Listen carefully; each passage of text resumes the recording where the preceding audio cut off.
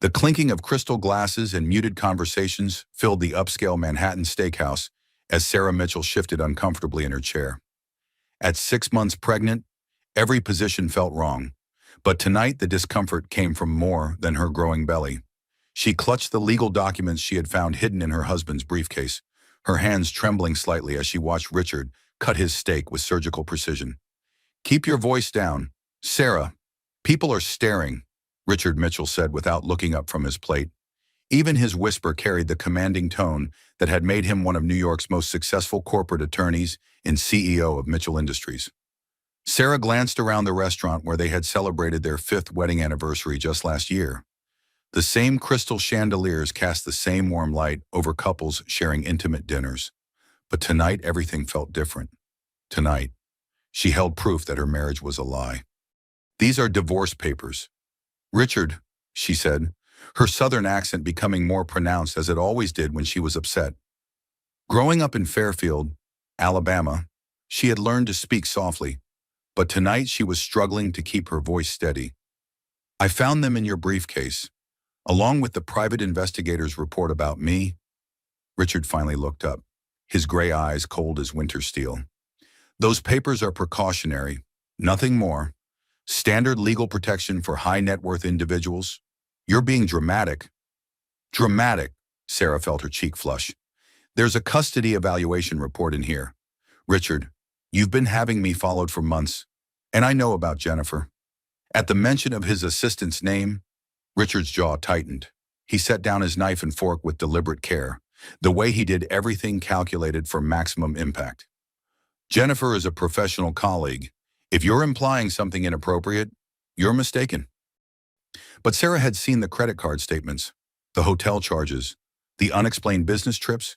6 years of marriage had taught her to read the signs her millionaire ex-husband would soon become had been hiding from her. "I'm not stupid, Richard. I may have been naive when we met, but I'm not blind." She leaned forward, her voice dropping to a whisper. "I want to know why you married me.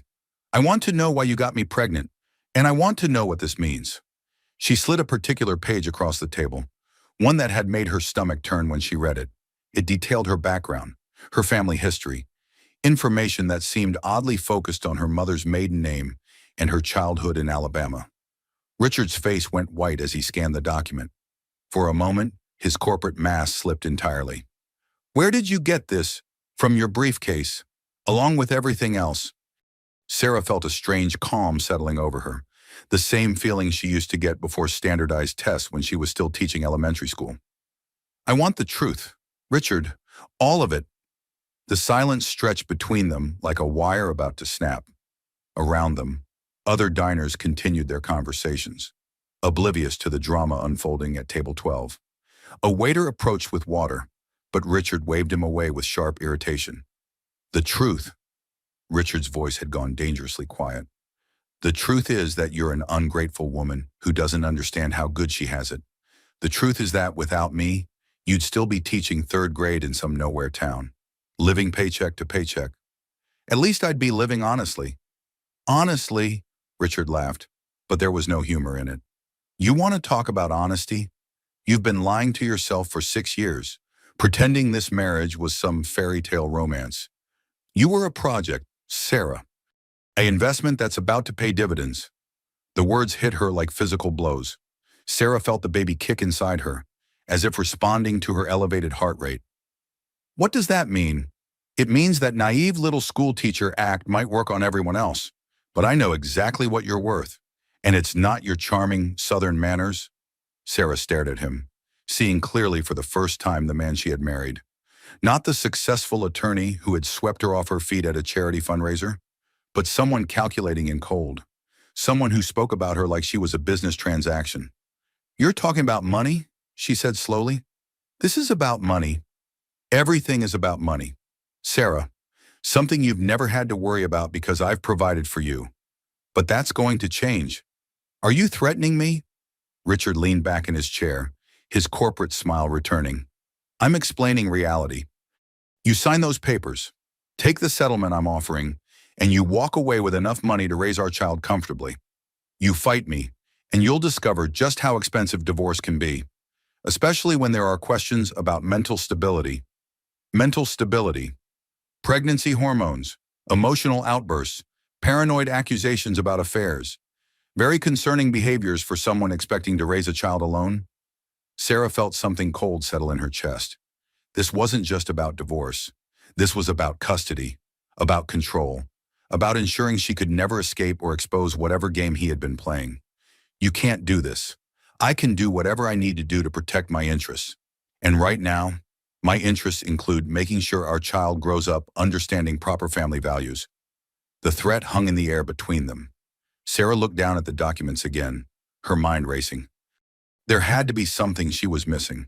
Some piece of the puzzle that would explain why Richard had gone to such lengths to investigate her background. Why he seemed to know things about her family that she had never told him. The private investigator report, she said suddenly. It mentions my mother's maiden name. Why would you need to know that? Richard's confidence flickered for just a moment. Standard background verification. For a marriage, Richard, we dated for 2 years before we got married. You met my stepfather. You knew my history. Why would you need to investigate my mother's family? You're overthinking this. My mother died when I was 17. Her family wasn't part of my life. Why would you care about the Blackstone name at the mention of Blackstone? Richard went completely still. Sarah watched his face, seeing fear replace calculation for the first time in their marriage. Richard, what is the Blackstone name to you? Instead of answering, he reached across the table and grabbed her wrist, his grip tight enough to bruise. Listen to me very carefully. Sarah, there are things about your family that you don't understand, things that are better left buried. If you know what's good for you and our baby, you'll sign those papers and disappear quietly. Sarah tried to pull her wrist free, but his grip tightened. You're hurting me. I'm trying to protect you from making a mistake you can't undo. By forcing me to sign divorce papers, by threatening to take my baby, by keeping you away from people who will destroy you. The conversation was spiraling into territory Sarah didn't understand. She looked around the restaurant, hoping to catch someone's attention, but Richard's body blocked her from view of most other diners. Let go of me, Richard. Not until you promise me you'll stop digging into things that don't concern you. My family concerns me. Your family is me and our baby. Nothing else matters. Sarah felt a surge of anger unlike anything she had ever experienced. All the years of subtle criticism, of being made to feel small and grateful, of having her opinions dismissed as emotional or naive, crystallized into a moment of perfect clarity. My family is not you, she said, her voice carrying across the restaurant. And I'm not your property. The slap came so fast she didn't see it coming. The crack echoed through the dining room like a gunshot, and suddenly every conversation stopped. Sarah's cheek burned, and she tasted blood where her teeth had cut her lip. The silence stretched for what felt like hours but was probably only seconds. Then the whispers started, and Sarah realized that her life had just changed forever in the most public way possible. Ma'am, are you all right? Sarah looked up to see a waiter standing beside their table, his face pale with concern. He was tall, probably in his late 30s, with dark hair and green eyes that seemed oddly familiar. His voice carried a warmth that made her want to cry. I'm fine, she managed, though she was clearly not fine. The waiter looked at Richard with barely concealed disgust. Sir, I'm going to have to ask you to leave. This is a private matter, Richard snapped, but his voice lacked its usual authority. Not anymore, it isn't. The waiter's tone was calm but unmistakably firm. Security is already on the way. You can leave on your own, or they can escort you out. Richard looked around the restaurant, finally realizing that every eye was on him. His corporate image, so carefully cultivated over decades, was crumbling in real time. This isn't over, Sarah, he said as he stood up. You have no idea what you're getting yourself into. He threw his napkin on the table and stalked toward the exit, leaving Sarah alone with the curious stares of 50 strangers and a waiter whose presence felt strangely comforting. Can I get you some ice for your cheek? The waiter asked gently. Sarah nodded, not trusting her voice. As he walked away, she noticed something about his stride, something confident yet careful, like someone who had learned to move through the world with purpose but without attracting unwanted attention. When he returned with a cloth-wrapped ice pack, He sat down in Richard's abandoned chair without asking permission. "I know this is presumptuous," he said, "but you shouldn't be alone right now. And you definitely shouldn't drive." "I'll call a cab," Sarah said, accepting the ice pack gratefully. "What's your name?" "Sarah Mitchell." She paused. "Well, Sarah Wheeler Mitchell, I suppose. I'm not sure what my name is anymore." Something flickered across the waiter's face at the mention of Wheeler. "Wheeler," he repeated slowly. "From Alabama." Sarah looked at him sharply. "How did you know that? Your accent, and—" He hesitated, studying her face in a way that made her uncomfortable. "This might sound strange, but did you ever live in Fairfield?" Now Sarah was truly unsettled. "Who are you?" Instead of answering directly, he reached into his jacket and pulled out a business card. Sarah stared at it, her world tilting sideways.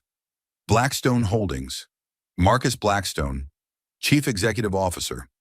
The name hit her like a physical blow.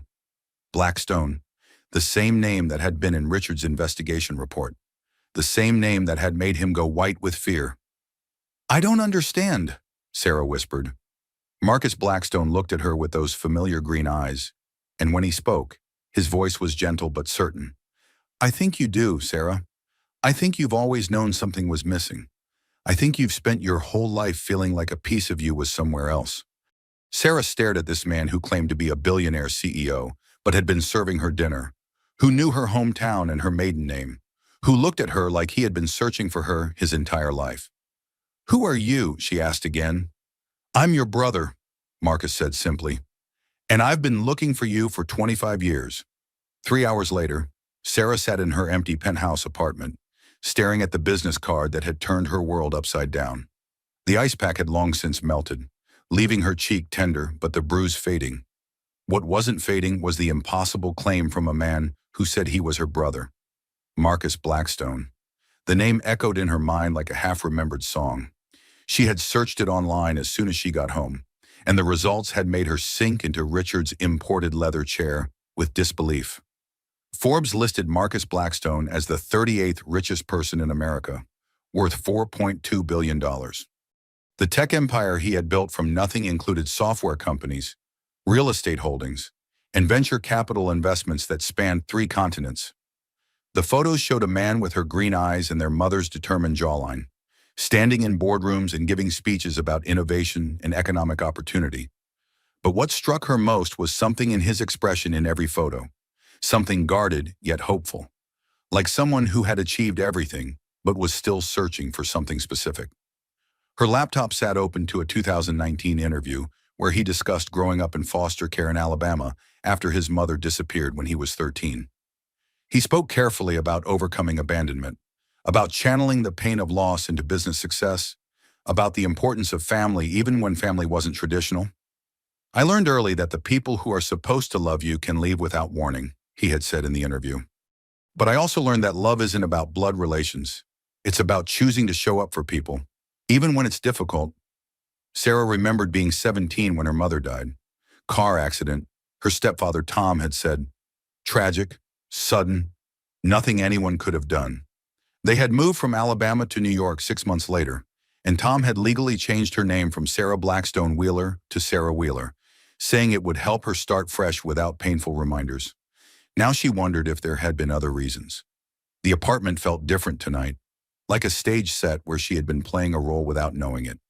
Everything Richard had chosen, from the minimalist furniture to the abstract art that meant nothing to her, suddenly felt like a costume she was ready to shed. Her phone buzzed with a text from Richard. "We need to talk. This doesn't have to be difficult." She deleted it without responding. Then she called the number on Marcus Blackstone's business card. He answered on the first ring, as if he had been waiting. "Sarah, I need to ask you something," she said without preamble.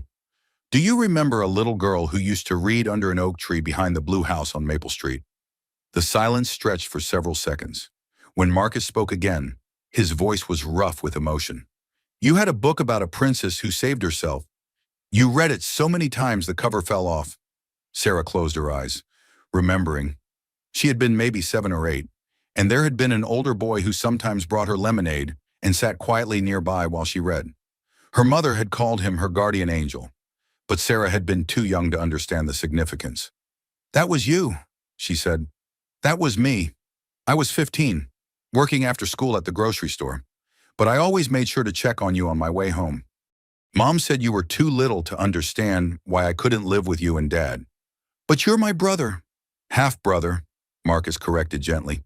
"Same mother, different fathers. Mine was complicated, violent. Mom got us both out when I was little, but your father could provide stability for you that she couldn't give me." Sarah felt tears starting. "Why didn't anyone tell me?"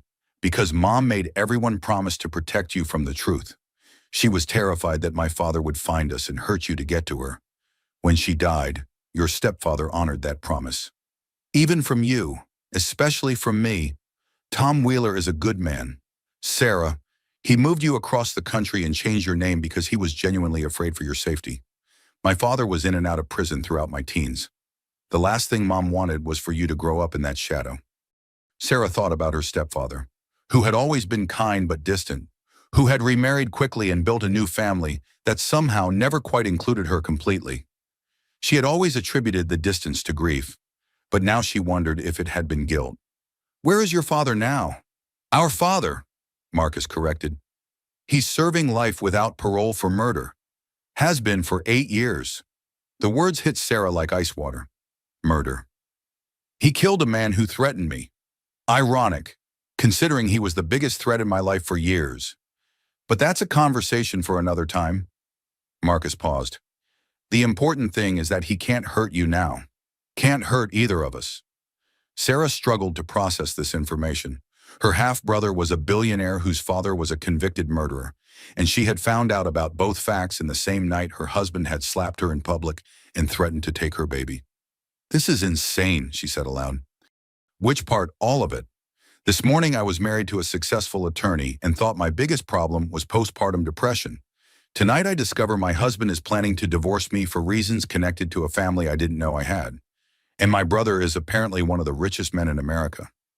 Life has a way of revealing truths all at once," Marcus said. "The question is what you want to do with those truths."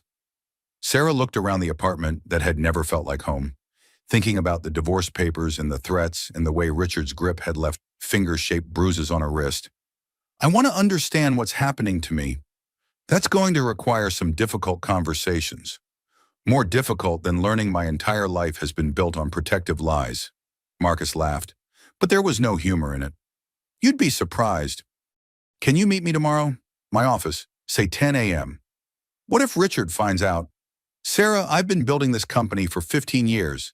If I can't protect one pregnant woman from one narcissistic attorney, I'm not the businessman people think I am."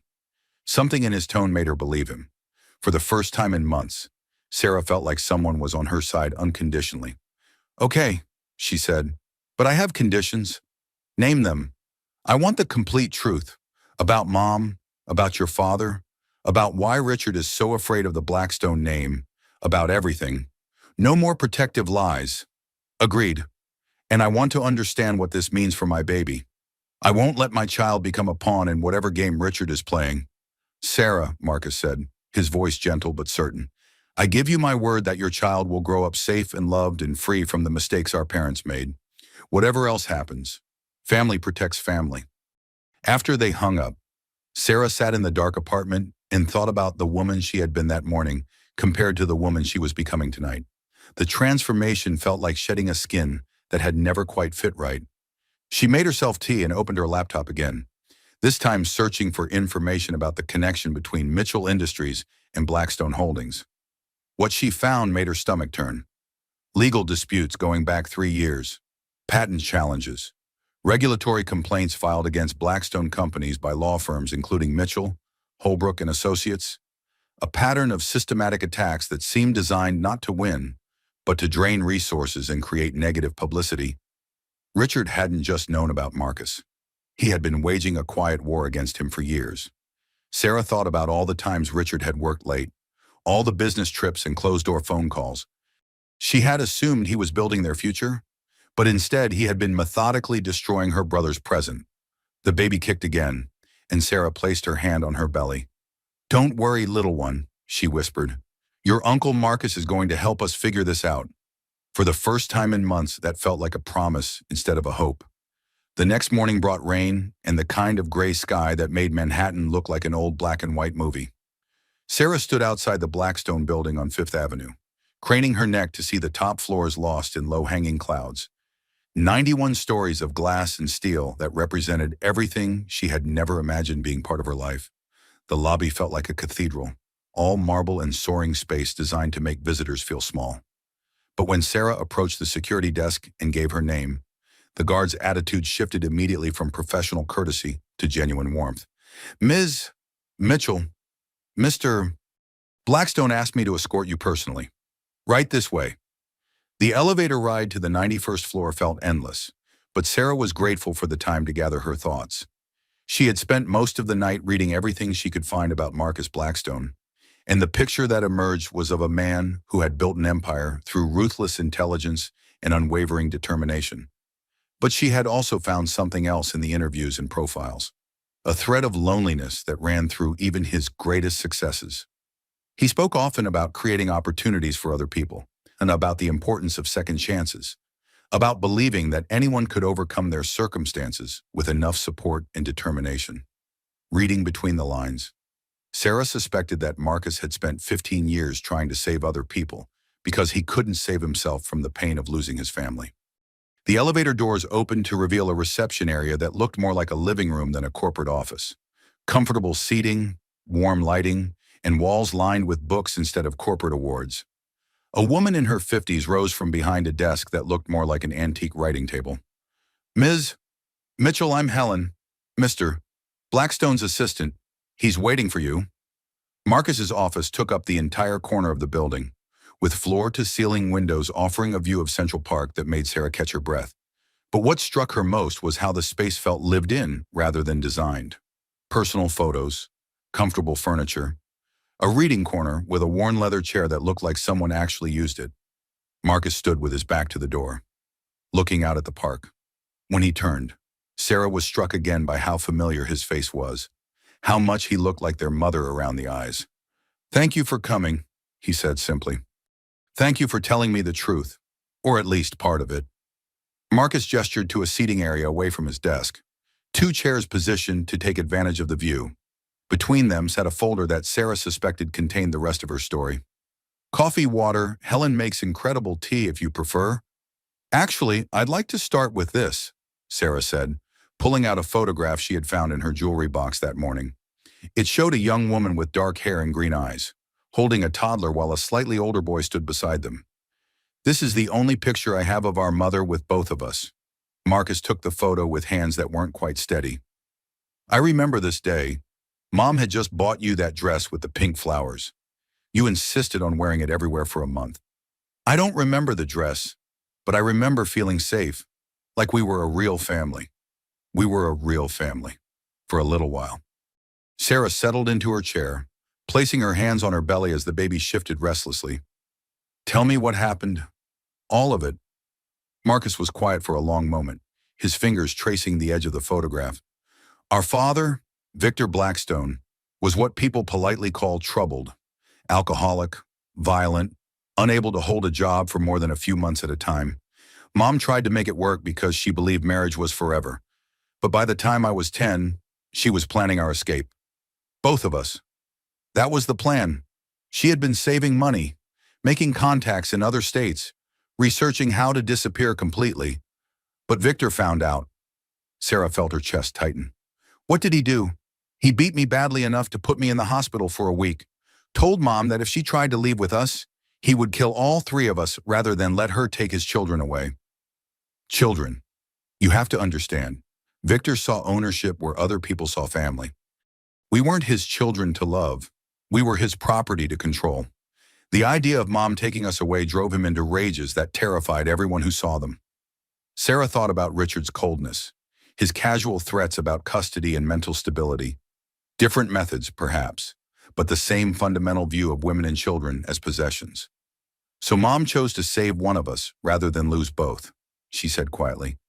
"She made the hardest decision any parent can make. She took you and ran, leaving me with promises that she would come back for me as soon as it was safe. But it was never safe. Marcus shook his head. Victor spent 2 years looking for you, hired private investigators, put up reward money, even got some of his criminal friends involved. Mom lived in constant terror that he would find you and carry out his threats. What changed? I did. Marcus's voice went flat. When I turned 13, I was big enough and angry enough to fight back. Victor came home drunk one night and started in on me. But this time I hit him back. Put him in the hospital with a broken jaw and 3 cracked ribs. Sarah stared at him. You were 13 years old. Old enough to be tired of being afraid. After that night, Victor left me alone. But he also became more focused on finding you and Mom. Said he needed to teach her that taking his property had consequences. Did he find you? Not Mom. She was too smart, too careful.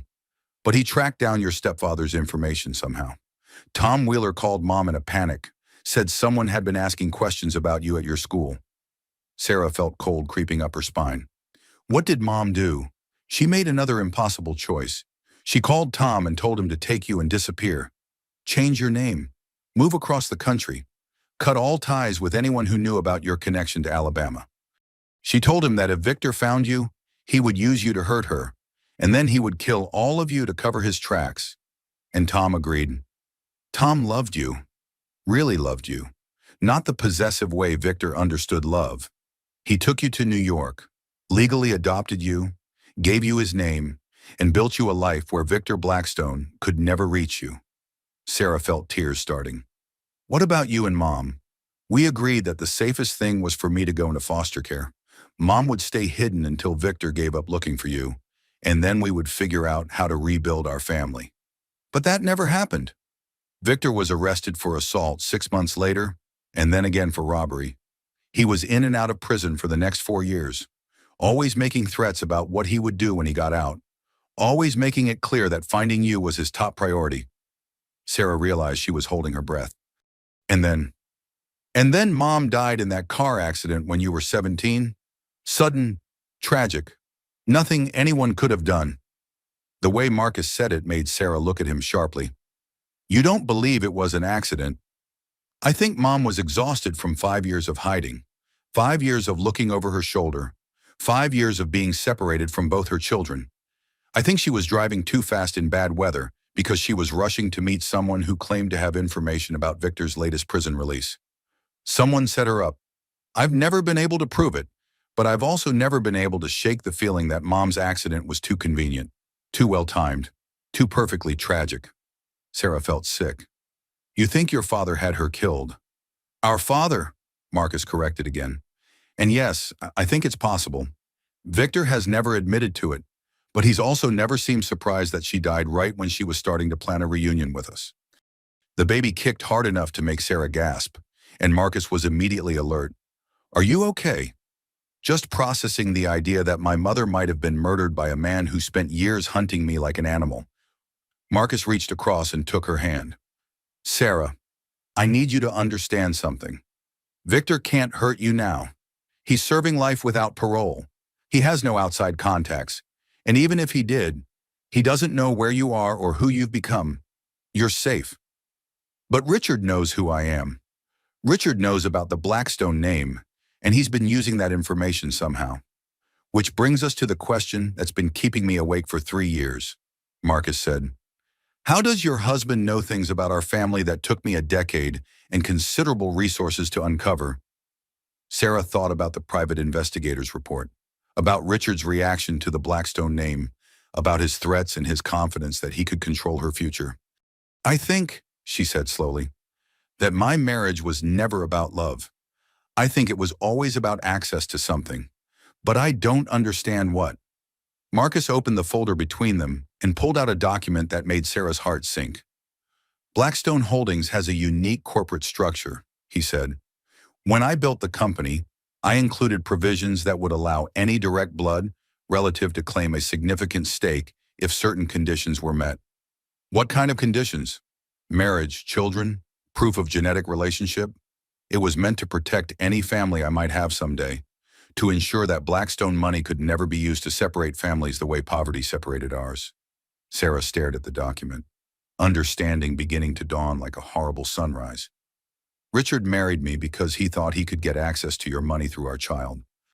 I think Richard married you because someone told him that marrying a Blackstone heir would eventually pay off in ways he couldn't imagine. The question is who gave him that information and why? Sarah thought about her comfortable life with Richard, about how he had always been generous with money but controlling about everything else, about how he had insisted on handling all their financial planning and legal affairs. He's been playing a long game, she said. Years and years of investment in a relationship that he thought would eventually make him rich. Very rich. If you had claimed your inheritance and then divorced him, community property laws would have given him access to hundreds of millions of dollars. The scope of the deception hit Sarah like a physical blow. She had spent 6 years loving a man who had seen her as nothing more than a pathway to wealth that she hadn't even known existed.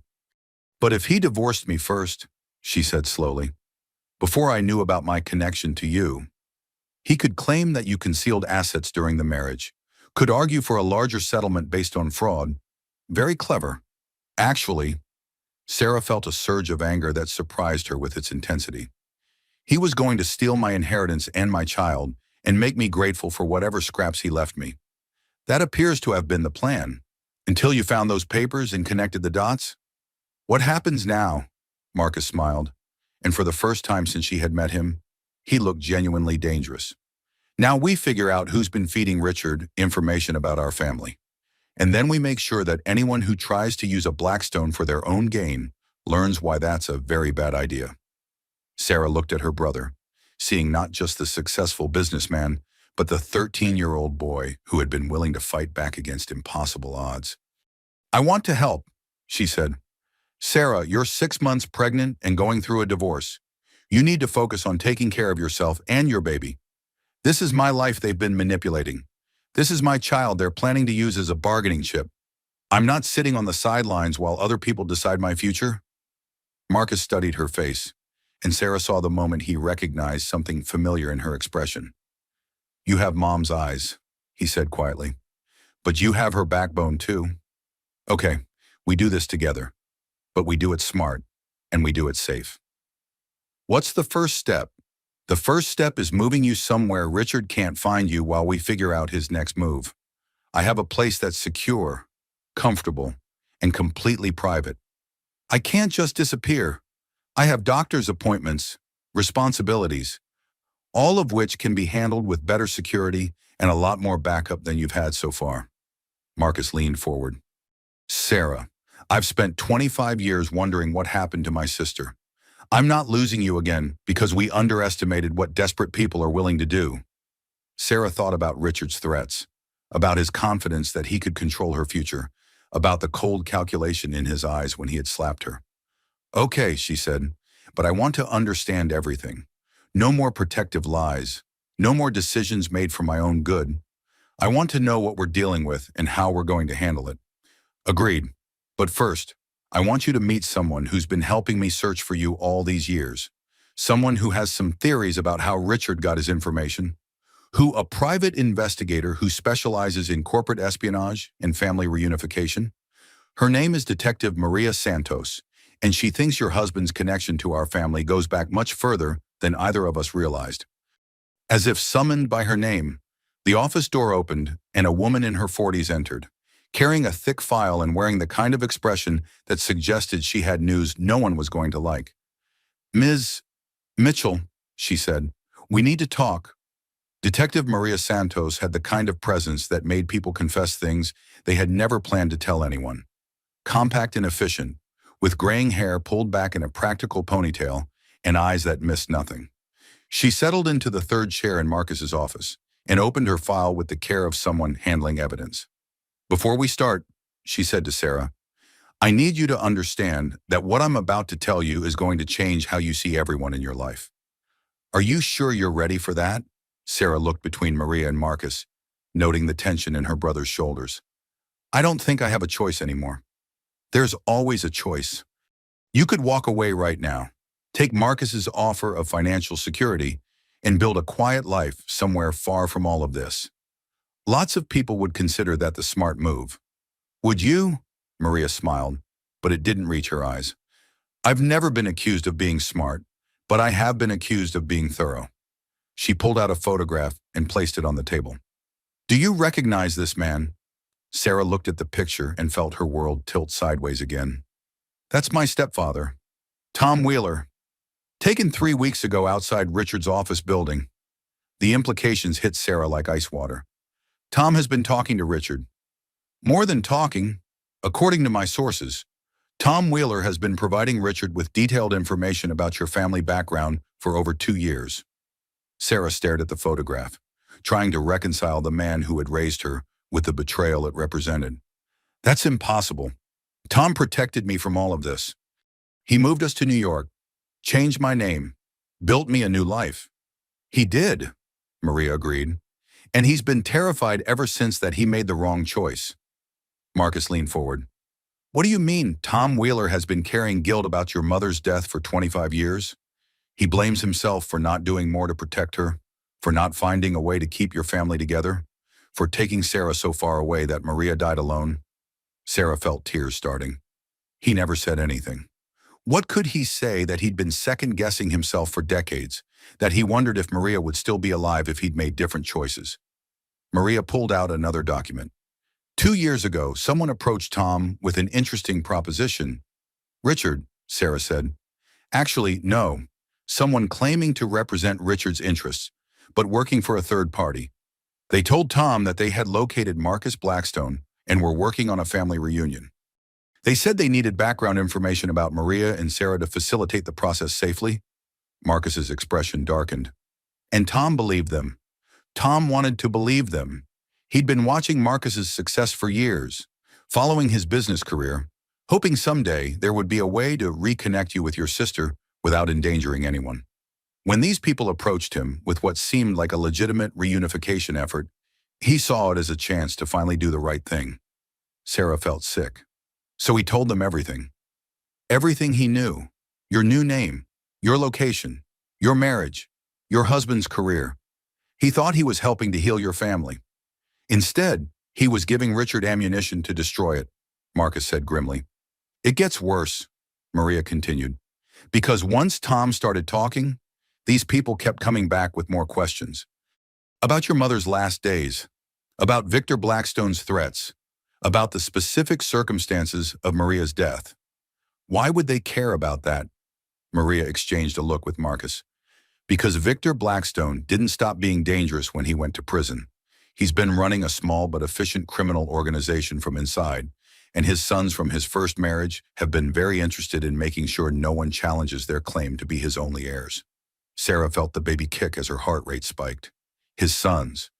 Victor had 2 sons before he met your mother. Professional criminals who've been waiting 25 years for him to die, so they can inherit whatever assets he managed to hide before his conviction. What assets? That's the million-dollar question. Literally, Maria pulled out another document. Victor Blackstone may have been a violent drunk, but he was also smart enough to hide significant money in accounts that no one has been able to locate. Money from years of organized crime activities that the FBI never recovered. Marcus was very still. How much money? Conservative estimates suggest somewhere between $10 and $50 million. Enough to make people very motivated to eliminate any potential competition for inheritance rights. Sarah realized she was having trouble breathing. Competition like me. Competition like you and any children you might have. Under Alabama inheritance law, Victor's biological children have equal claims to his estate, regardless of legitimacy or family relationships. So Richard wasn't just after Marcus's money. He was trying to position our baby to claim Victor's hidden assets too. Richard was playing multiple angles, Maria confirmed. Marry into the Blackstone family, gain access to Marcus's legitimate wealth, and eventually claim a share of Victor's criminal assets through his child's bloodline. Sarah looked at Marcus, seeing her own horror reflected in his expression. How many people are we dealing with? At minimum, Victor's 2 sons, whoever they're working with on the outside, Richard and his co-conspirators, and potentially some very unpleasant people who've been waiting decades to get paid back from Victor's hidden accounts. The scope of it was overwhelming. Sarah had thought she was dealing with one narcissistic husband and his extramarital affairs. Instead, she was caught in the middle of a multi-generational criminal conspiracy involving millions of dollars and people who had already demonstrated their willingness to kill. What about Tom? She asked quietly. Tom is genuinely remorseful and absolutely terrified, Maria said. Once he realized what he'd gotten you into, he tried to back out, but by then it was too late. They have enough information to destroy his life if he doesn't continue cooperating. We have to help him. We will, Marcus said firmly. But first we have to keep you safe. Because if Victor's sons realize that Richard's plan is falling apart, they're going to start looking for more direct solutions. More direct than what? Maria and Marcus exchanged another look, and Sarah realized there was something else they hadn't told her. Maria, Marcus said quietly, show her the timeline. Maria reluctantly pulled out a final document. These are the dates of significant events in your family's story, cross-referenced with some interesting coincidences. Sarah scanned the timeline, her confusion growing. I don't understand what I'm looking at. Your mother's car accident happened 2 days after Victor's latest appeal was denied, Maria explained. Richard met you exactly 6 months after Marcus's company went public, making his wealth a matter of public record. Your stepfather was first approached by Richard's people within a week of Victor's sons being released from their latest prison sentences. You think this has all been planned for years? I think this has all been planned since the day your mother died, Marcus said grimly. I think Victor's sons have been watching our family for decades, waiting for the right moment to claim what they think belongs to them. And Richard just happened to be in the right place at the right time to help them. Or Richard has been working for them all along, Maria said.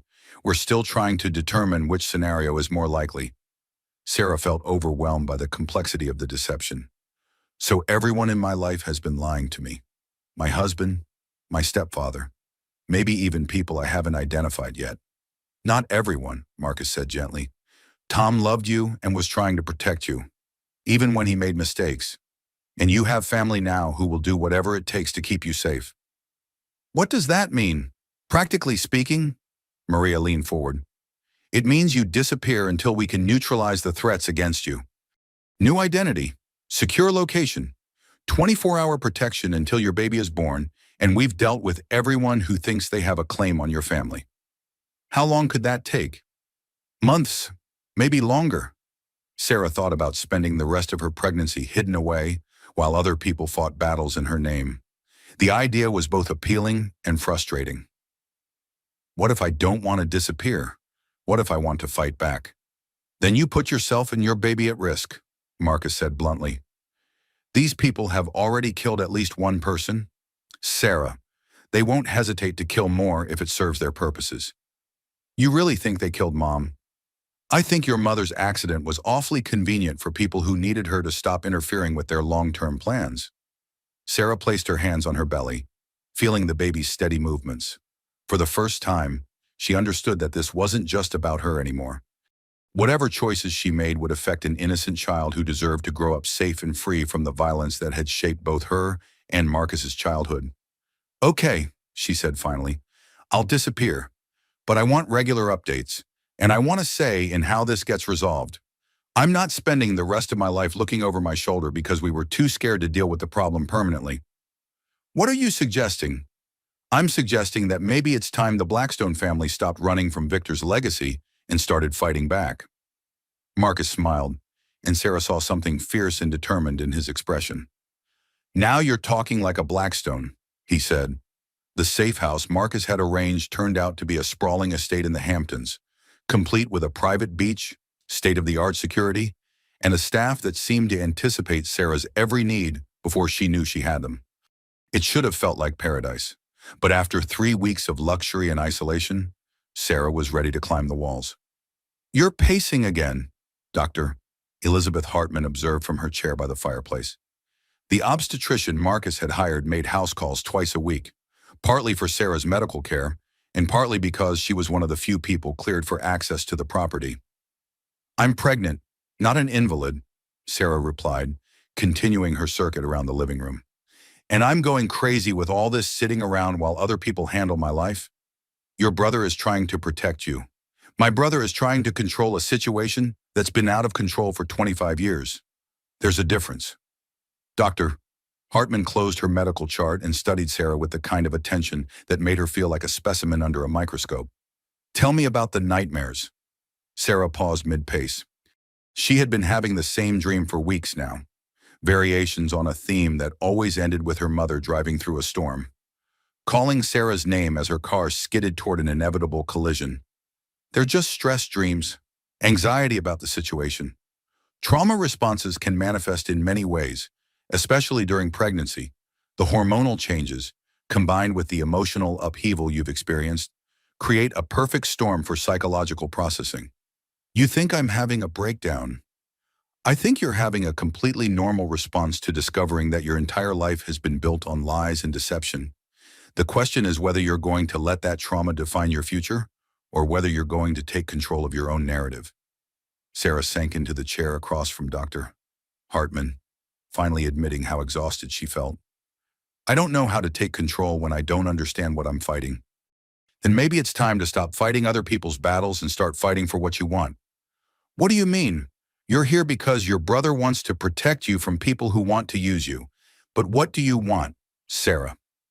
If you could write the ending to this story yourself, what would it look like? Sarah thought about the question that had been haunting her for weeks. What did she want for months? She had been reacting to other people's decisions, other people's revelations, other people's plans for her future. I want my child to grow up free, she said finally. Free from the violence that shaped my family. Free from people who see children as assets to be leveraged. Free from the kind of fear that made my mother choose exile over fighting back. That's a good start. What else? I want the truth. All of it. About my mother's death. About Victor Blackstone's assets. About who's been manipulating my life and why. I'm tired of living in a story where I don't know the plot. And personally, what do you want for Sarah? Separate from being a mother or a sister or a victim? The question caught Sarah off guard. She realized she had spent so many years being defined by her relationships to other people that she had forgotten to consider what she wanted for herself. I want to matter, she said quietly. I spent 6 years married to a man who saw me as a means to an end. I want to be valued for who I am, not what I can provide or what I represent. Do you think that's possible with your current life situation? Sarah looked around the beautiful prison Marcus had created for her, thinking about the bodyguards outside and the surveillance system monitoring every entrance to the property. Not if I stay hidden forever.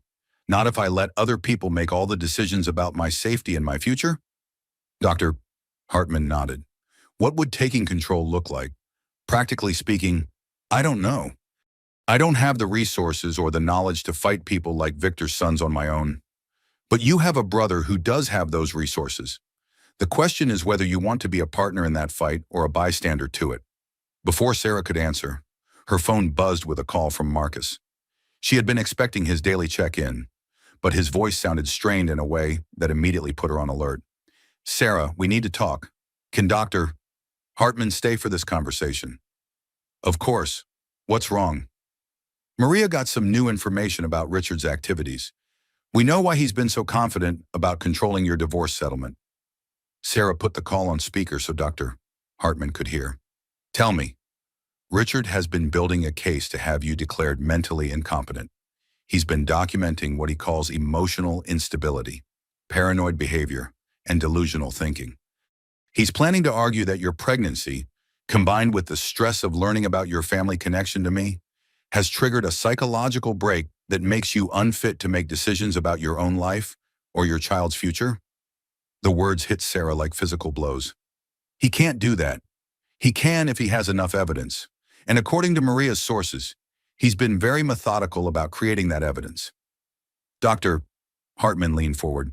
What kind of evidence? Medical records showing Sarah's anxiety and depression during pregnancy.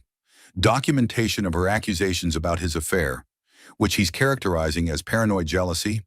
Witness statements about her emotional outbursts, including the restaurant incident. Sarah felt sick. He's going to use my reaction to being slapped as proof that I'm unstable. It gets worse. He's also planning to argue that your connection to me represents a dangerous influence, given my family history of violence and criminal activity. He wants to paint your relationship with me as evidence of poor judgment that could endanger your child. This is insane. This is very clever, Dr. Hartman said grimly. Pregnancy-related mental health issues are real and well documented. If Richard can convince a judge that Sarah is experiencing postpartum psychosis or severe depression, He could potentially gain full custody and control over all financial decisions. Sarah realized she was shaking. How long do we have? Richard filed preliminary paperwork yesterday. You have 30 days to respond before he can request an emergency custody hearing. Can we fight it? We can, but it's going to require you to be visible and active in your own defense. No more hiding. No more letting other people handle your legal affairs. You'll need to demonstrate competency, stability, and good judgment in front of multiple professionals and possibly a judge. Sarah thought about the safe house, about the luxury and isolation that had felt like protection, but might now look like avoidance of responsibility. Marcus, I need to come back to the city. Absolutely not. It's not safe. It's not safe for me to look like I'm hiding from my problems either. If Richard is building a case that I'm mentally unstable, then disappearing for weeks and avoiding all my normal responsibilities is exactly the kind of behavior that supports his argument. Dr. Hartman nodded. Sarah's right. Extended isolation, especially during pregnancy, can actually contribute to mental health issues. If she's going to fight this competency challenge, she needs to demonstrate that she's engaged with her life and making rational decisions. The threats against her are real, Marcus insisted. Then we deal with the threats while I'm living my life, not by putting my life on hold indefinitely. Sarah could hear Marcus's frustration through the phone. Sarah, you don't understand how dangerous these people are. And you don't understand how dangerous it is for a woman to let other people make all her decisions for her, even people who love her. The line was quiet for several moments. When Marcus spoke again, his voice was thoughtful rather than argumentative. What are you proposing? I'm proposing that we stop playing defense and start playing offense. Richard thinks he can use my family history against me. But what if we use it for me instead? How? What if we take control of the narrative? What if instead of hiding from the Blackstone legacy, we embrace it and use it to expose everyone who's been trying to exploit it? Dr. Hartman looked intrigued. Go on.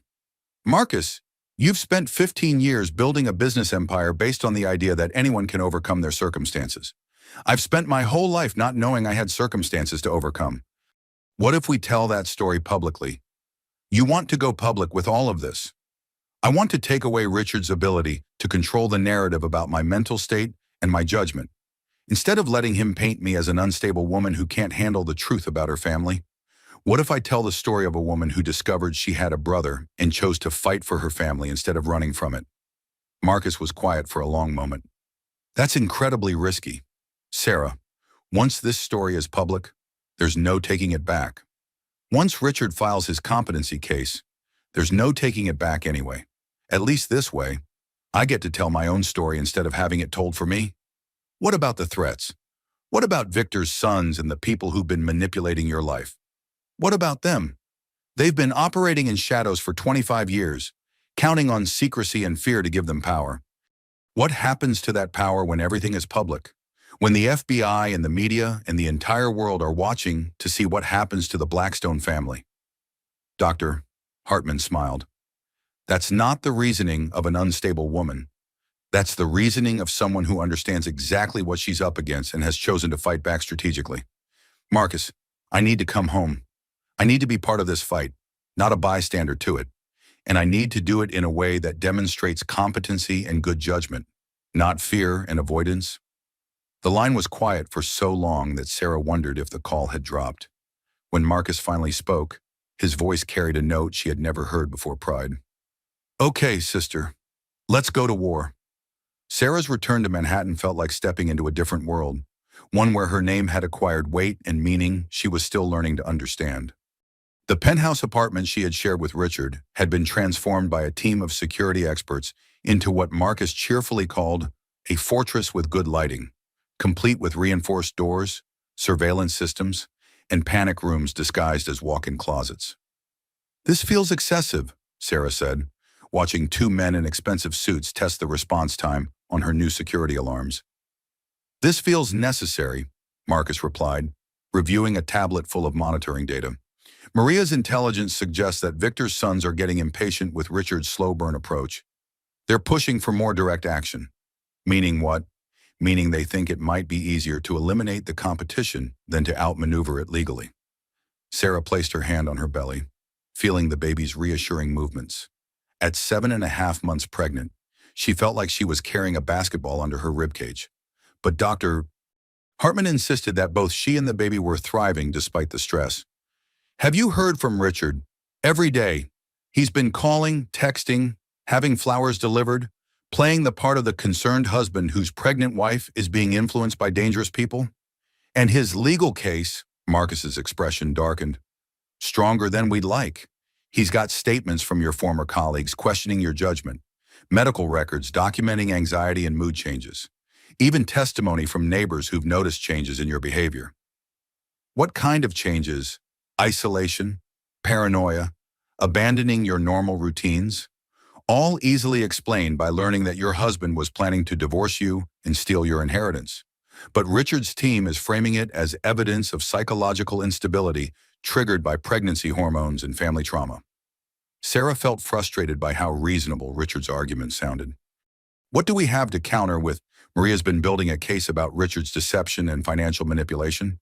We can prove he's been planning this divorce for years, that he married you under false pretenses, that he's been systematically undermining your mental health to build his legal case.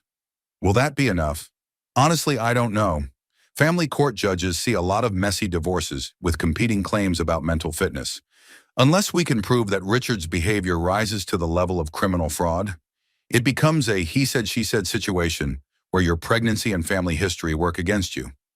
Sarah looked around the apartment that no longer felt like home, thinking about the public narrative strategy she had proposed at the safe house. What if we don't wait for family court? What if we take this public first? I've been thinking about that. There are risks. Everything has risks. What are the benefits? Marcus pulled up a chair, settling in for what she recognized as one of his strategic planning sessions. The benefits are significant. If we control the timing and framing of this story, we can potentially neutralize several threats at once. How a first? We take away Richard's ability to claim you're having a psychological break by demonstrating that you're lucid, articulate, and making rational decisions about your family and your future. Sarah nodded. What else? Second, we force Victor's sons out of the shadows. Right now, they're operating through intermediaries and proxies, which gives them deniability. If the FBI starts investigating their connection to this situation publicly, they either have to retreat or escalate in ways that expose them to prosecution. And third, we potentially protect other people who might be targeted in the future. If this story becomes public, it becomes much harder for people to use similar tactics against other victims. Sarah felt something crystallizing in her mind, a sense of purpose that had been building for weeks. I want to do it, but I want to do it right. What does that mean? I want to tell the complete story, not just about Richard's manipulation or Victor's criminal legacy, but about the cost of family secrets and the importance of women taking control of their own narratives. Marcus looked intrigued. Go on. How many women are trapped in marriages with narcissistic abusers because they don't have the resources or support to fight back? How many families are destroyed by secrets that are kept to protect people, but end up isolating them instead? You want to make this bigger than just our situation? I want to make this meaningful beyond just our situation. If I'm going to put my life and my baby's future on the line, I want it to matter for more than just winning a custody battle.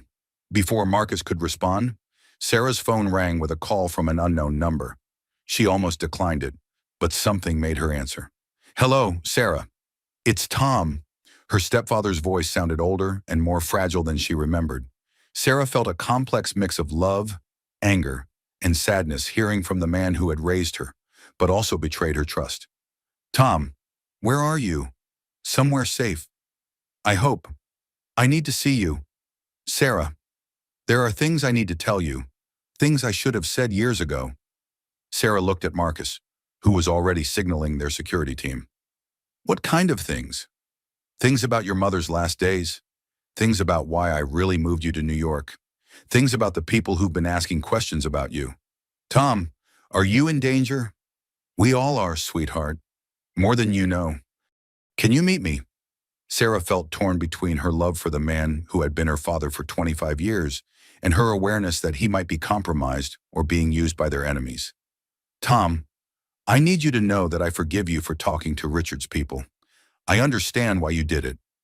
The silence on the line stretched long enough that Sarah wondered if he was crying. You always were too generous, Sarah, too willing to see the best in people. That's what made you such a wonderful teacher.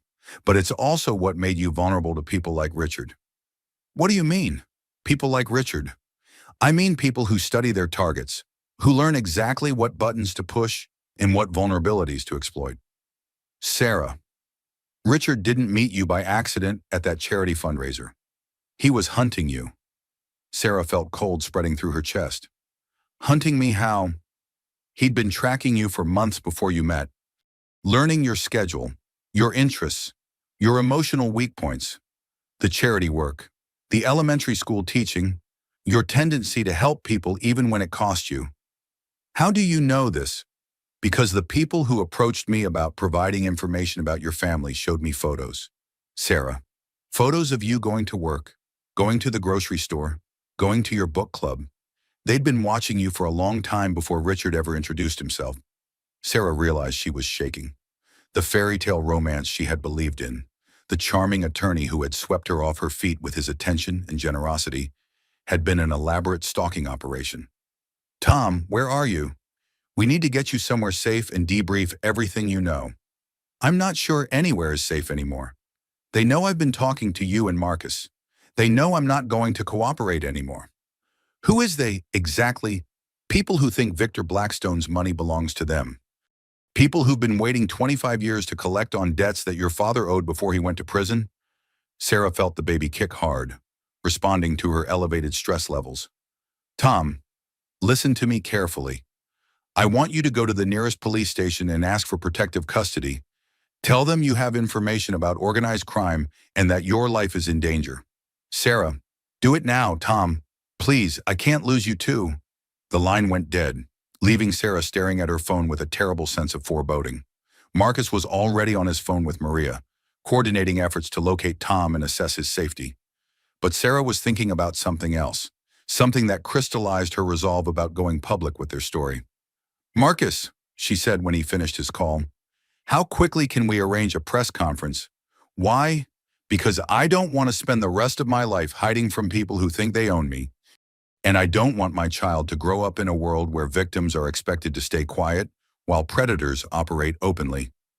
Marcus studied her face, seeing something there that made him nod slowly. How soon can you be ready? I've been ready my whole life. I just didn't know it yet. The press conference was scheduled for Thursday morning at the Blackstone Holdings headquarters. But by Wednesday evening, Sarah was second-guessing everything.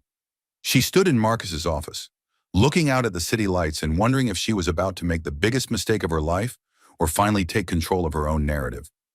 The media response has been significant, Helen reported, reading from a list of RSVPs. CNN, NBC, ABC, The New York Times, Wall Street Journal, and about 20 other outlets. This is going to be a major story. Any word from Richard? Sarah asked. His lawyer called 3 times today, Marcus replied. Very polite request that you reconsider any public statements that might prejudice ongoing legal proceedings. Translation, he's panicking.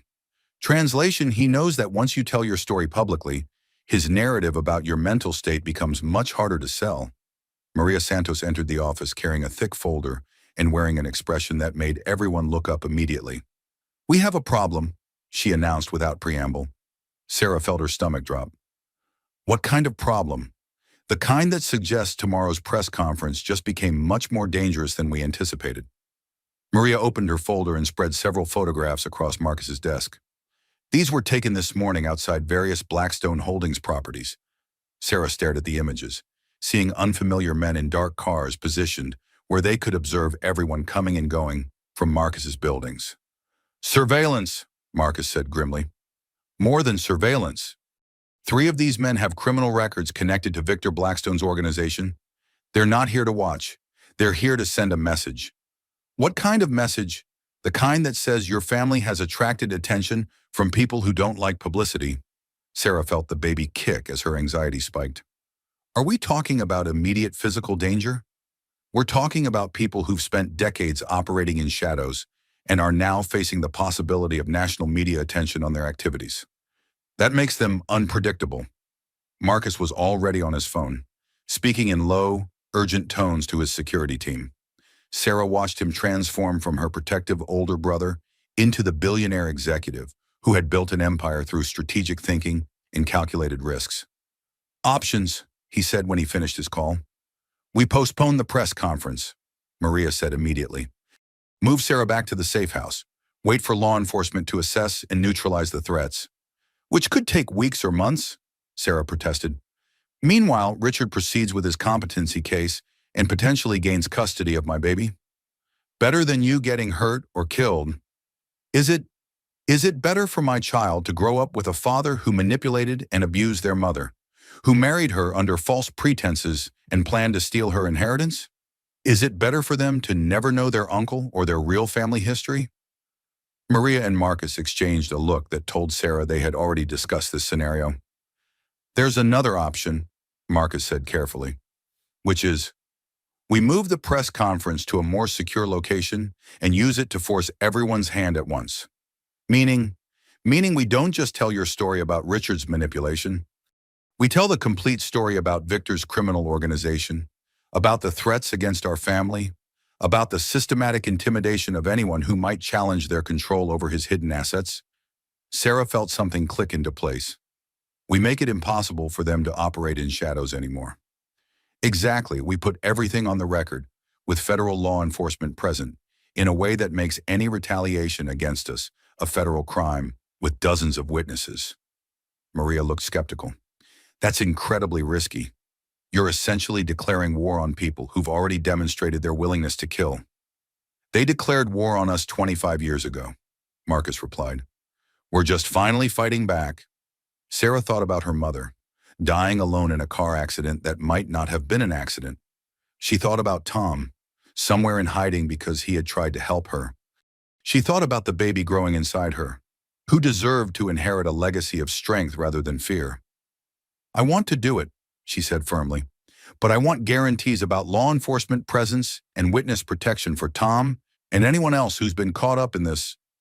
"Already arranged," Marcus said.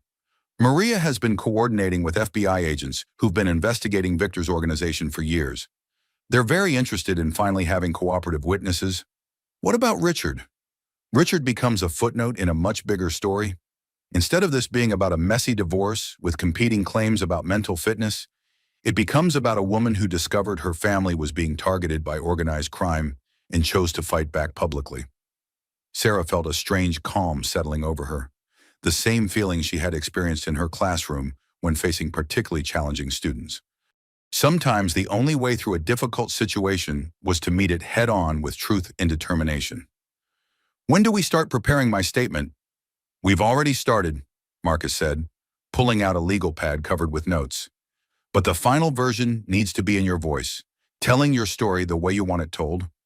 Sarah spent the next 4 hours working with Marcus and Maria to craft a statement that balanced legal precision with emotional truth.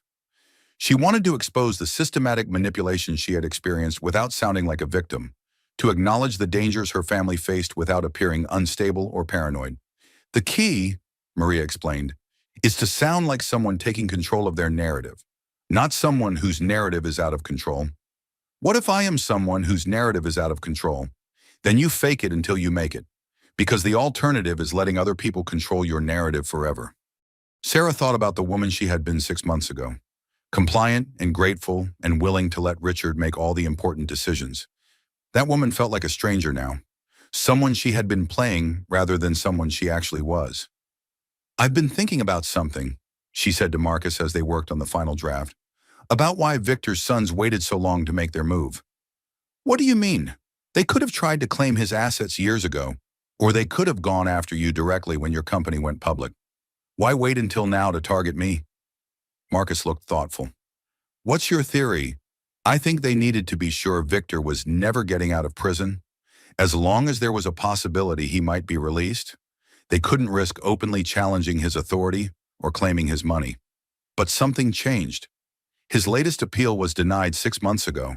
Finally and permanently, for the first time in 25 years, they know for certain that Victor is going to die in prison." Maria nodded slowly. "Which means for the first time, They can start planning to inherit his empire without worrying about his reaction, but only if they eliminate any other potential heirs first.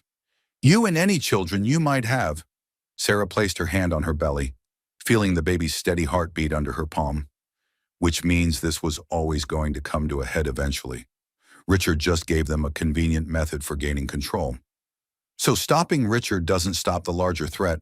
No, but exposing the larger threat neutralizes Richard and potentially protects other people who might be targeted in the future. Marcus smiled, and Sarah saw something fierce and proud in his expression. You know what I realized tonight? What? You've stopped thinking like someone who's being hunted and started thinking like someone who's hunting back. Sarah considered that assessment, recognizing its truth. Somewhere in the process of uncovering the layers of deception that had shaped her life, she had transformed from prey into predator. Is that good or bad? It's survival, and it's exactly the kind of thinking that's going to keep you and your baby safe. Sarah looked out at the city again, thinking about all the people going about their lives, unaware that tomorrow she was going to tell a story that would change everything for everyone involved. Marcus, what if this doesn't work? What if going public just makes us bigger targets? Then we deal with whatever comes next, but we deal with it as a family, and we deal with it in the light instead of hiding in shadows. Promise me something. Anything. Promise me that no matter what happens tomorrow, we don't let fear make our decisions anymore. We don't let other people's violence control our choices. Marcus took her hand, his grip warm and steady. I promise. But you have to promise me something too. What? Promise me that if this gets too dangerous, if the threats escalate beyond what we can handle, you'll let me get you and the baby somewhere safe while we finish this fight. Sarah looked at her brother, seeing in his face the same protective instinct that had led their mother to make impossible choices 25 years ago. I promise I'll always prioritize my baby's safety, but I won't promise to hide while other people fight my battles for me. Those days are over. Marcus nodded, accepting the compromise. Then let's go make some history. Thursday morning dawned gray and cold, with the kind of persistent drizzle that made Manhattan look like a noir film. Sarah stood in the bathroom of Marcus's office, looking at herself in the mirror and wondering if the woman staring back at her was brave enough for what she was about to do. At 8 months pregnant, she felt like she was carrying the weight of the world along with her baby. But there was something different in her reflection today. Something steady and determined that hadn't been there 6 months ago when Richard had slapped her in that restaurant. The press conference was scheduled for 10 a.m. in the Blackstone Holdings main conference room, which had been transformed into a media center complete with cameras, microphones, and enough security to make the Secret Service proud. Sarah could hear the murmur of voices through the walls as reporters and law enforcement officials took their positions. You don't have to do this, Marcus said for the 10th time that morning. We can still call it off. Find another way to handle Richard's legal challenge. And spend the rest of my life wondering if I was brave enough to fight for my family when it mattered most? Sarah shook her head. No, I'm done letting other people make decisions about my future. Maria Santos appeared in the doorway, carrying a tablet and wearing the kind of expression that suggested she had news that would complicate everything. We just got word from the FBI, she said without preamble. Victor's sons made contact this morning. They want to negotiate. Sarah felt her heart rate spike. Negotiate what? They're offering to leave you alone permanently in exchange for a public statement that you renounce any claim to Victor Blackstone's assets and agree never to pursue information about your mother's death. Absolutely not, Marcus said immediately. It's not his decision, Sarah replied, looking at Maria. What exactly are they offering? Complete withdrawal from any surveillance or intimidation activities? No interference with your divorce proceedings or custody arrangements, and a guarantee that your child will never be contacted or threatened by anyone connected to Victor's organization. In exchange for giving up my right to know how my mother died and any potential inheritance from a man I've never met. Essentially, yes. Sarah thought about the offer, recognizing both its appeal and its fundamental flaw. What happens if I take their deal and then someday decide I want to know the truth anyway? Then the deal is off and we're back to the current situation. So they want me to promise to never seek answers about my own family and to bind my unborn child to that same promise. That's how I read it. Sarah felt a surge of anger that surprised her with its intensity. They want me to choose ignorance and fear. The same way my mother did. They want me to pass that legacy of secrets and silence on to my child. Marcus stepped closer. Sarah, you need to consider this carefully. This offer represents safety for you and your baby. This offer represents exactly the kind of thinking that got our family into this mess in the first place. How many generations of Blackstones are going to sacrifice truth for the illusion of safety? Maria looked between Sarah and Marcus, clearly seeing the tension building between them. There's something else, she said carefully. The FBI thinks this offer indicates that Victor's sons are more worried about public exposure than we realized. They wouldn't be negotiating if they thought they could handle the consequences of this story going public. Meaning we have more leverage than we thought. The threats against you are real, but so is their fear of federal investigation. Sarah made her decision with the same clarity that had been guiding her for weeks. I'm not taking their deal. I'm not trading my right to the truth for their promise to stop terrorizing my family. And I'm not teaching my child that the way to handle bullies is to give them whatever they want. Sarah, Marcus started. No. I've listened to everyone's advice. I've considered all the risks, and I've made my choice. We're doing this press conference, and we're telling the complete truth about everything. Before anyone could argue further, there was a knock on the door. Helen appeared, looking slightly flustered. Ms.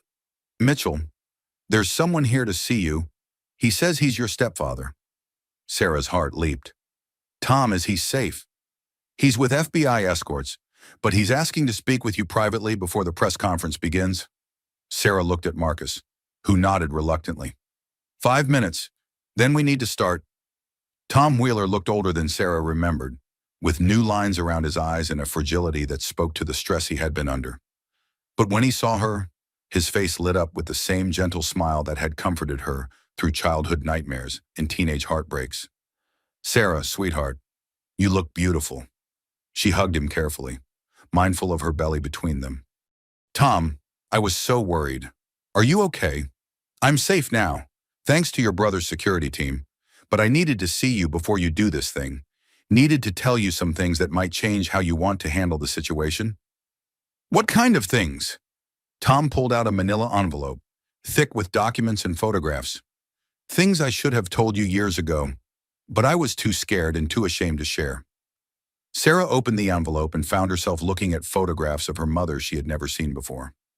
Maria Blackstone as a young woman, laughing and confident, standing next to a man Sarah didn't recognize. Who is this? That's your mother with Detective James Morrison, the police officer who was investigating Victor's criminal activities when she met him. He was the one who helped her plan your escape from Alabama. Sarah stared at the photograph, seeing something in her mother's expression that she had never seen in the few pictures she had from her childhood. Mom looks happy. She was happy. For the first time in years, she had hoped that Victor could be stopped legally, that she could get both her children to safety without having to sacrifice one to save the other. What happened? Detective Morrison was killed in what was officially ruled a robbery gone wrong. Shot 3 times outside his apartment. Wallet missing. Case closed. But Maria never believed it was random. Sarah felt cold spreading through her chest. She thought Victor had him killed. She was certain of it, and she was terrified that anyone else who tried to help her would end up the same way. Tom pulled out another document, this one bearing official letterhead from the Alabama State Police. This is Detective Morrison's final report on Victor's organization. He was planning to present it to a federal grand jury the week he died. Sarah scanned the document, seeing references to money laundering, drug trafficking, and a network of criminal associates that extended far beyond anything she had imagined. Tom, why are you showing me this now? Because Detective Morrison had a partner who's been carrying on his investigation unofficially for 25 years. Agent Patricia Collins, now a senior FBI investigator specializing in organized crime. She's here. She's downstairs with the other federal agents. Sarah, she's been waiting 25 years for someone from your family to come forward and help her finish what Detective Morrison started. Sarah realized she was trembling. You're saying that telling my story today isn't just about protecting myself from Richard or Victor's sons. It's about finally getting justice for Detective Morrison and potentially dozens of other victims. I'm saying that your mother would be proud of the woman you've become. And I'm saying that sometimes the most dangerous thing you can do is also the most necessary thing you can do. Sarah looked at the photographs again, seeing her mother not as a victim who had died alone and afraid, but as a woman who had been trying to fight back against impossible odds. Tom, I need to ask you something, and I need you to tell me the truth. Anything. Do you think Mom's car accident was really an accident? Tom was quiet for a long moment, his face heavy with 25 years of carried guilt. No, sweetheart. I don't think it was an accident. I think your mother was murdered because she refused to stop fighting for her children. The words hit Sarah like a physical blow, but instead of devastating her, they crystallized her resolve into something unbreakable. Then it's time to finish what she started. Sarah stood up, placed her hand on her belly, and looked at Tom with the kind of determination that reminded him powerfully of the woman who had raised her. Let's go tell the world what happens when you underestimate a Blackstone woman.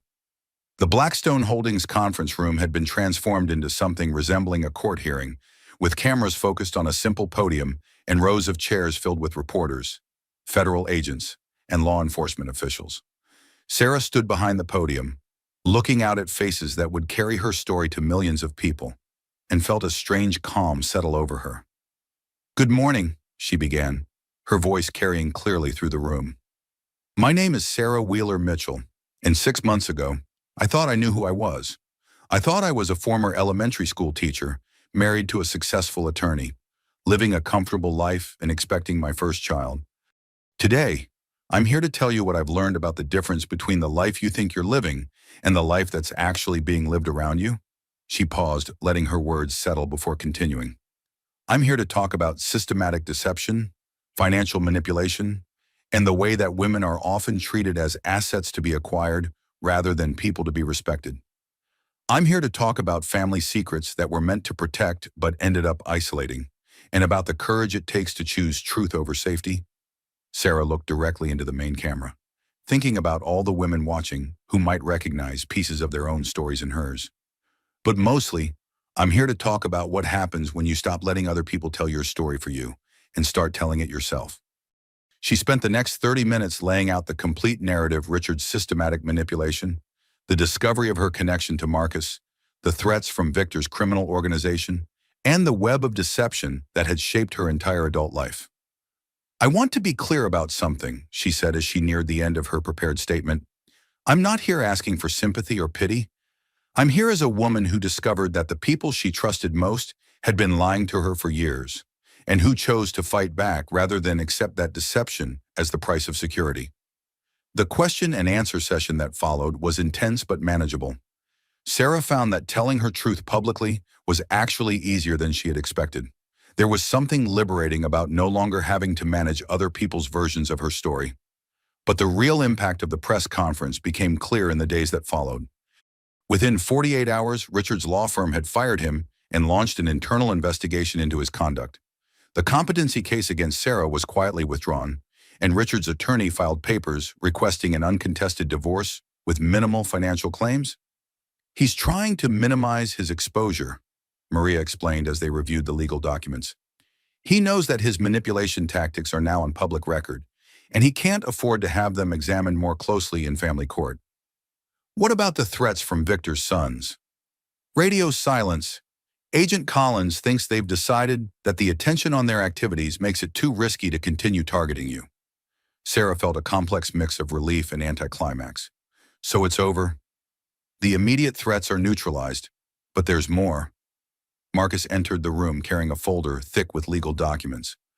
"The FBI's investigation into Victor's organization has uncovered enough evidence to bring federal charges against 12 people, including Victor's sons. Agent Collins thinks they'll be able to close cases that have been open for decades, including Detective Morrison's murder. Potentially, they found financial records that show payments to the man who killed him, payments that can be traced back to Victor's accounts." Sarah felt tears starting. Mom was right. She was murdered for trying to protect us. She was murdered for refusing to let violent men control her family's future, Marcus corrected gently. And because she fought back, we now have the evidence to make sure the people responsible face justice. What about Victor himself? He dies in prison either way, but now his legacy will be federal convictions for his organization rather than criminal mythology about his hidden assets. Sarah thought about the woman in those photographs Tom had shown her, the mother who had died trying to protect her children from a violence she couldn't escape. "I want to do something," she said suddenly. "What? I want to start a foundation, something that helps women escape manipulative relationships and provides legal support for people trying to uncover family secrets that affect their safety." Marcus smiled. "How much money are you thinking?" "However much it takes. I want to use my inheritance from Victor's confiscated assets, if there are any, and whatever settlement I get from Richard's financial manipulation. I want to turn this whole nightmare into something that helps other people." "What would you call it?" Sarah thought about her mother's courage, about Detective Morrison's dedication, about all the women whose stories might never be told publicly, but who deserve support in their private battles. The Maria Morrison Foundation, after both of them, for truth and justice and the idea that no one should have to choose between safety and honesty. 6 weeks later, Sarah gave birth to a daughter she named Maria Rose Mitchell Blackstone, honoring both her mother and the new family she had claimed. Marcus was in the delivery room, crying harder than the baby, transformed by the experience of watching new life enter a world that finally felt safe. "She's perfect," he whispered, holding his niece with the careful awe of someone who had never expected to be an uncle. "She's a Blackstone," Sarah replied, exhausted but triumphant. "She's going to change the world." The foundation's first meeting took place in the Blackstone Holdings conference room where Sarah had told her story to the world. 30 women attended, all survivors of various forms of domestic manipulation, all working to rebuild their lives with truth instead of secrets. "I used to think that family was something that happened to you," Sarah told the group as little Maria slept peacefully in her carrier. "But I've learned that real family is something you choose, something you build, something you fight for. And sometimes the family you choose is stronger than the family you're born into." The women in the room nodded, recognizing their own journeys in her words. "We're here because we refuse to let other people's definitions of love and family limit our understanding of what's possible. We're here because we chose truth over comfort, justice over security, and our own voices over other people's narratives." Sarah looked around the room at faces that reflected every kind of courage: women who had left abusive marriages, mothers who had fought for their children, sisters who had chosen each other over birth families that couldn't accept their choices. "The most important thing I've learned," she continued, "is that healing happens in community. We don't recover from trauma and isolation, and we don't build new lives by pretending the past didn't happen. We heal by telling our stories, by supporting each other's journeys, and by refusing to let anyone convince us that we deserve less than complete honesty in our relationships." After the meeting, Sarah stood in Marcus's office, looking out at the city that had become home in ways she was still discovering. Little Maria was growing quickly, already showing signs of the Blackstone green eyes and her mother's determined chin. "Any regrets?" Marcus asked, joining her at the window. "About which part?" "About going public, about taking the risks, about choosing truth over safety." Sarah thought about the question seriously, considering everything that had changed since that night in the restaurant when Richard had slapped her and Marcus had revealed himself as her brother. "I regret that it took me 37 years to understand that I had choices," she said finally. "I regret that Mom died thinking she had to protect us by staying separated. I regret that there are women out there right now living the life I was living 6 months ago, thinking they have to accept manipulation and control as the price of security. But you don't regret the fight itself." "No, the fight was the first honest thing that happened to me in years." Marcus nodded. "What's next?" Sarah looked down at her sleeping daughter, thinking about the world she wanted Maria to inherit. "Next, we keep fighting. We keep telling the truth. We keep supporting women who are finding their voices, and we keep building the kind of family that Mom dreamed of, but didn't live to see." "Sounds like a plan. Sounds like a legacy." Sarah placed her hand on the window, looking out at the city full of people living their own complicated stories, fighting their own battles for truth and safety and love. For the first time in her life, she felt like she was exactly where she belonged. 1 year later, Sarah stood in the same Manhattan restaurant where her life had changed forever. But this time she was there for the Maria Morrison Foundation's first annual fundraising dinner. The private dining room was filled with supporters, survivors, and advocates who had helped build something meaningful from the wreckage of her former life. It feels different being here, Marcus observed, joining her near the window where they could watch the early spring rain painting the city in soft gray tones. Everything feels different, Sarah replied, adjusting 10-month-old Maria on her hip. The baby was alert and curious, reaching for everything within her grasp, with a kind of fearless determination that reminded Sarah powerfully of her mother. But good different, honest different. The evening's program was simple but powerful testimonials from women whose lives had been changed by the Foundation's legal support and counseling services, updates on the federal cases that had resulted from Sarah's testimony, and a presentation about expanded services planned for the coming year. But for Sarah, the most meaningful moment came when Agent Patricia Collins approached her during the cocktail hour. "Miss Mitchell, I wanted to thank you personally," the FBI investigator said, her voice carrying the weight of 25 years of patient investigation. "Because of your courage in coming forward, we were finally able to close Detective Morrison's case. His family has been waiting decades for answers. Was it really Victor who ordered his murder? We'll never be able to prove it directly, since Victor refuses to cooperate with any investigations. But we have enough evidence to convict the people who carried out his orders, and we've traced financial transfers that connect the murder to Victor's organization." Sarah felt tears starting. Mom was right to be afraid. Your mother was a brave woman who was trying to protect her children from a level of violence that most people can't imagine, but she was also fighting that battle alone, without resources or support systems. Unlike me, unlike you, the difference between your story and your mother's story is that you had a brother who could provide security and resources, and you lived in a time when women's voices are more likely to be believed and supported. Sarah thought about all the ways her story could have ended differently, all the points where fear might have won over courage if circumstances had been slightly different. "Do you think we've really stopped them, Victor's sons and their organization? We've disrupted their operations significantly. 3 of Victor's sons are now serving federal sentences, and the remaining members of his organization have either been arrested or have fled to countries without extradition treaties." But Agent Collins smiled grimly. "But organized crime is like a hydra. Cut off one head and 2 more appear somewhere else. The important thing is that we've sent a clear message that targeting families for financial gain will result in federal prosecution." Sarah nodded, understanding that the victory was significant but not permanent. "What about Richard? Richard is serving 18 months in minimum security for financial fraud. He'll lose his law license and most of his assets, but he'll survive. The question is what kind of man he'll be when he gets out." "That's not my problem anymore." "No, it's not. And that might be the most important victory of all." As the evening progressed, Sarah found herself in conversations with women whose stories shared common threads with hers. Systematic manipulation disguised as love, financial control presented as protection, isolation framed as special treatment. "The thing that strikes me," said Dr. Rebecca Martinez, a psychologist who specialized in treating survivors of narcissistic abuse, "is how many of these relationships follow the same pattern. The initial love bombing, the gradual erosion of self-trust, the systematic isolation from support systems. It's like they're all reading from the same playbook," agreed Jennifer Chen, a lawyer who handled domestic relations cases.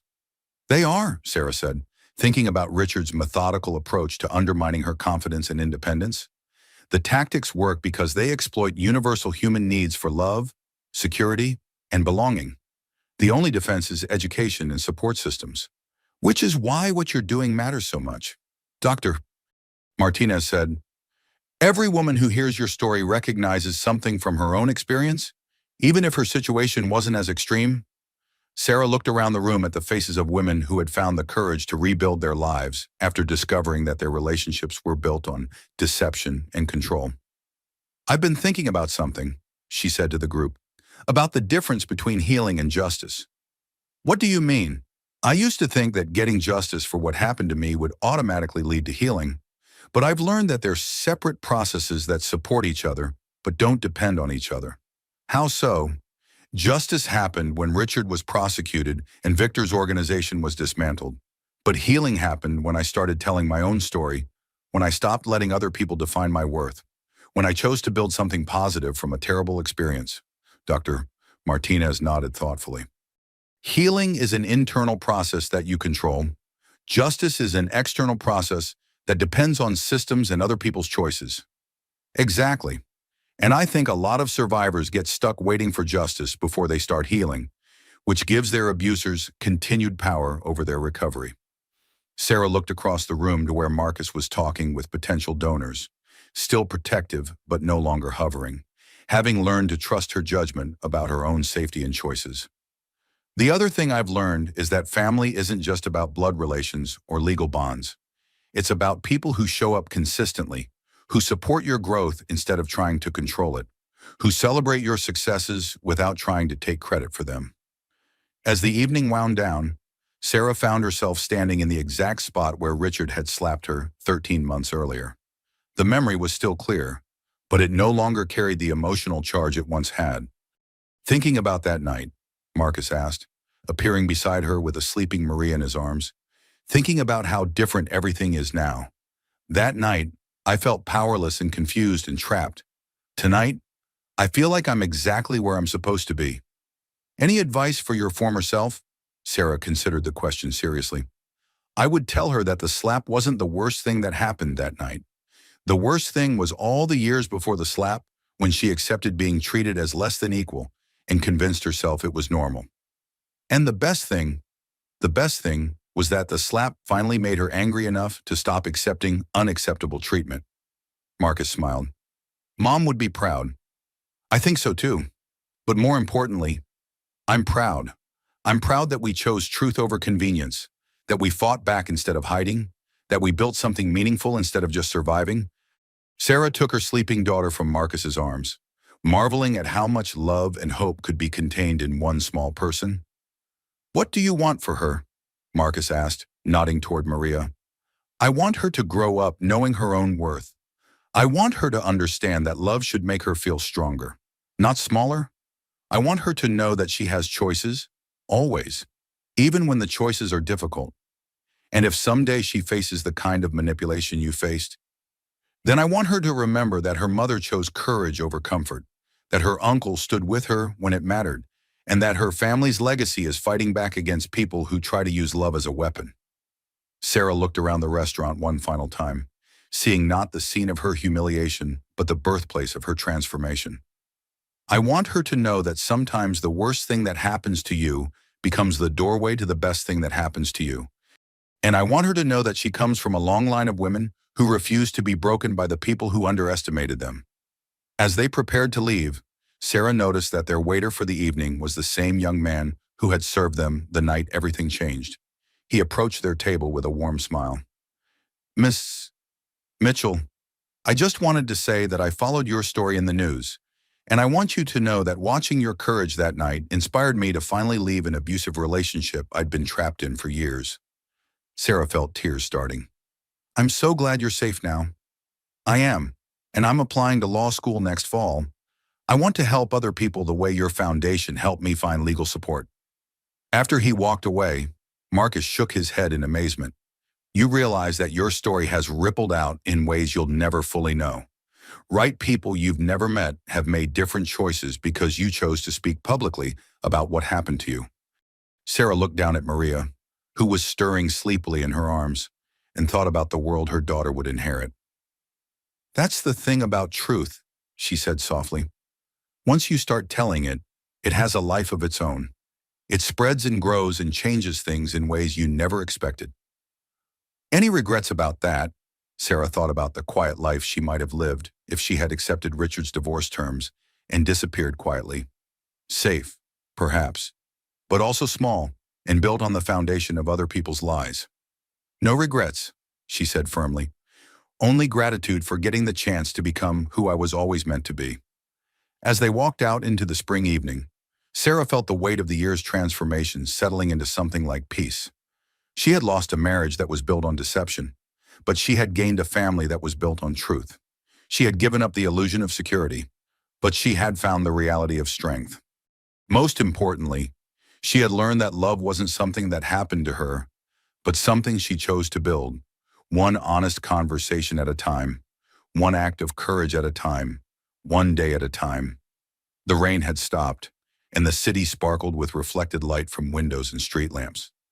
Sarah adjusted Maria's blanket and walked toward her new life with her brother beside her and her future in her arms. Behind them, the restaurant continued its evening service, serving new stories and new beginnings to people who had no idea that the woman walking away had learned to transform pain into purpose, betrayal into wisdom, and silence into a voice that would help other women find their own courage. Sarah Wheeler. Mitchell Blackstone had come full circle, but the circle was wider now, stronger now, and built on the kind of truth that could withstand any storm.